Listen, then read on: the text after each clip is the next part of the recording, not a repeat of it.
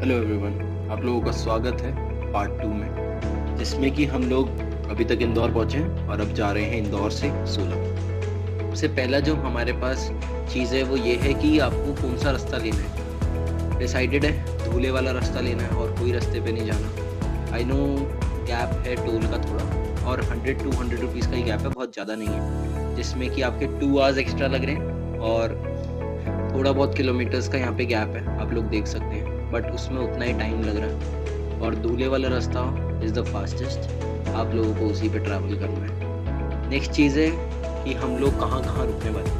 मैं आपको बता रहा हूँ, जयपुर तक it was all good, CNG proper हर जगह अवेलेबल था, हर थोड़े दूर पे।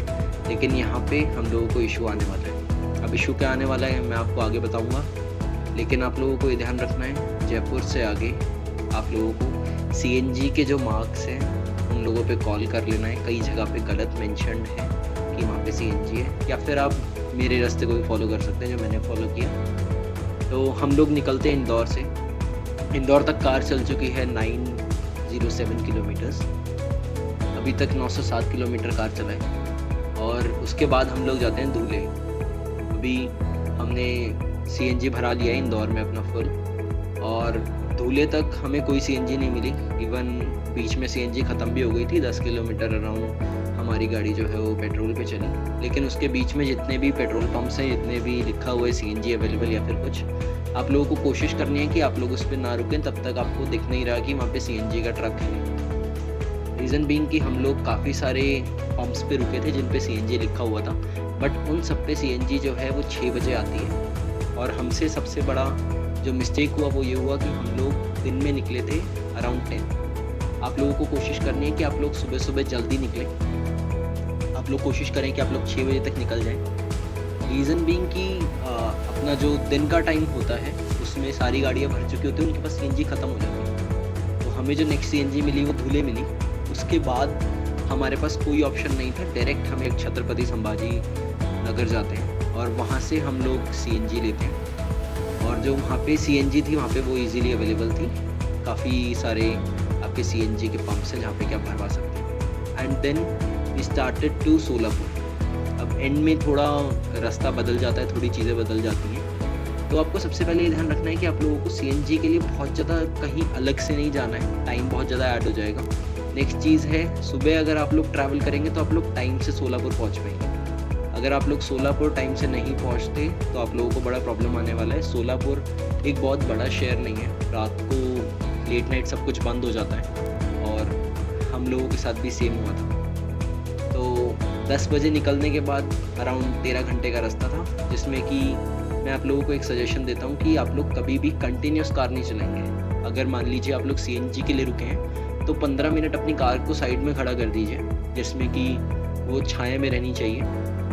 गाड़ी जो है थोड़ी ठंडी होगी तभी सही रहेगी, इर्रिस्पेक्टिव आपके पास गाड़ी कौन सी है। मान लीजिए आपके पास पेट्रोल कार है, मान लीजिए आपके पास डीजल कार है, सारी गाड़ियों को 3-4 घंटे में आपको आधे घंटे के लिए गैप देना ही है। उसको ठंडा होने के लिए गैप देना है।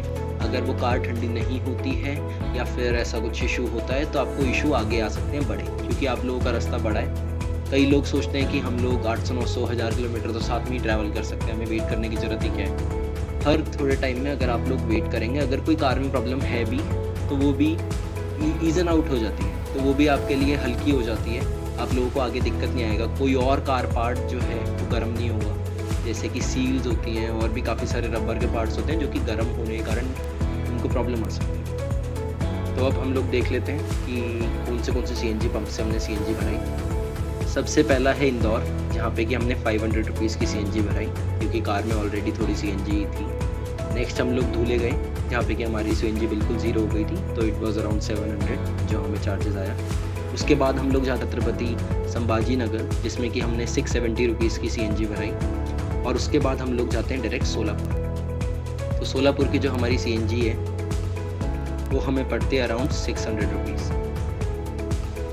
जो हमारा संभाजी नगर है वो कहीं ना कहीं हमारा मिड पॉइंट भी है हमारी जर्नी का, क्योंकि ये हमारी गाड़ी जो है वो 1296 किलोमीटर चल चुकी है और हमें जाना है टोटल 2400 किलोमीटर्स।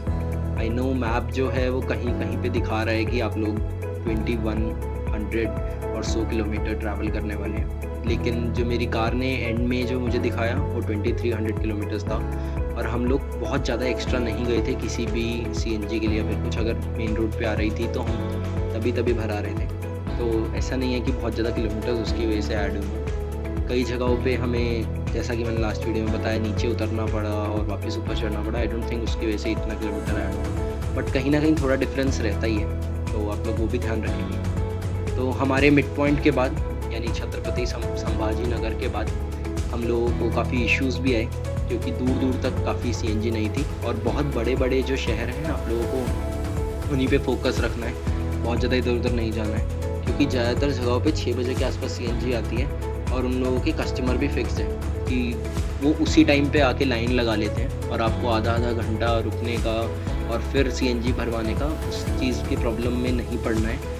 आप लोगों को कोशिश करनी है कि आप लोग बड़े बड़े शहर ही जाएँ, जैसे कि आपका छत्रपति संभाजी नगर हो गया, या फिर आपका सोलापुर हो गया, जहाँ पे कि आपको डायरेक्ट सीएनजी मिलेगी। उसके बाद आप लोग जाते हैं, अगर एक्स्ट्रा सीएनजी के लिए आप लोग एक्स्ट्रा किलोमीटर्स ट्रैवल करते हैं, तो आप याद रखें कि आप लोगों को नेक्स्ट डे भी ट्रैवल करना है, जिसमें कि आपको प्रॉब्लम फेस करनी पड़ सकती है, क्योंकि आप लोग थक जाएंगे। और अगर आप लोग टाइम से एक जगह नहीं जाते हैं तो नेक्स्ट डे भी आप लोग लेट उठेंगे, जैसे हमारे साथ हुआ।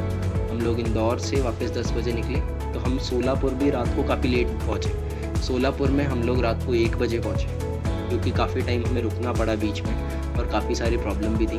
और मैं ये बिल्कुल भी नहीं कहता हूँ कि आप लोग रात को ट्रैवल करें, इट्स नॉट सेफ़। जैसे कि कई जगह पे जो था, हम लोग एमपी से पहले मध्य प्रदेश में थे जब तक, या फिर उससे ऊपर थे, वो सारे के सारे हाईवेज चल रहे हैं, और कोई भी किसी बड़े गांव से नहीं निकलता है। बट अब संभाजी नगर के बाद काफ़ी सारे जो हाईवेज़ हैं वो गांव के बीचों बीच से निकलेंगे, और काफ़ी जगहों पे डाइवर्जन भी रहेगा, जहाँ पे कि आप गांव के अंदर से निकलेंगे और उसके बाद आपको वापस हाईवे पे चढ़ना पड़ेगा। तो आगे की जर्नी काफ़ी डिफ़िकल्ट होने वाली थी, बट हम लोग काफ़ी लेट हो गए थे सोलापुर जाने में, और हम लोगों का रुकने का ही प्लान था।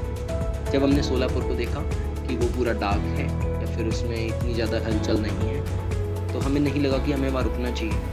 तो हम लोग नेक्स्ट डे की जर्नी के लिए तैयार हुए, और हमने ड्राइवर चेंज कर लिया। तो इस चीज़ के लिए आपको ध्यान रखना है कि आप लोग एटलीस्ट 2 या 3 ड्राइवर्स होने चाहिए कार में, इस टाइम पे कि आप लोग ट्रैवल करें। आपके ड्राइवर्स होने चाहिए, क्योंकि अगर एक ही ड्राइवर हुआ और उसको नींद आई या फिर ऐसा कुछ हुआ, तो आपको बहुत प्रॉब्लम फेस करनी पड़ सकती है। तो इस जगह पे सोलापुर में हमने सीएनजी भराई, और उसके बाद हमने आगे का सफ़र किया, जो कि हम नेक्स्ट पार्ट में देखेंगे। हम लोग फाइनल सीएनजी का एस्टिमेट लेते हैं। सबसे पहला इंदौर में, जो कि हमारा 500 रुपीज़ था, दूल्हे 691।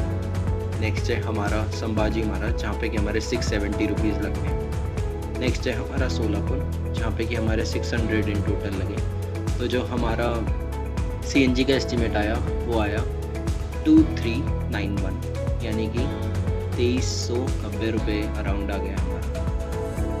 तो नेक्स्ट पार्ट होगा सोलापुर से बैंगलोर का, जिसमें कि हम लोग डिस्कस करेंगे कि हमें क्या क्या प्रॉब्लम्स आई, क्योंकि इसके आगे सीएनजी काफ़ी लिमिटेड जगह पे है। जहाँ पे मैंने भराई आप लोग वहीं पे भरा सकते हैं, तो आई थिंक आप लोगों को इश्यू नहीं आएगा।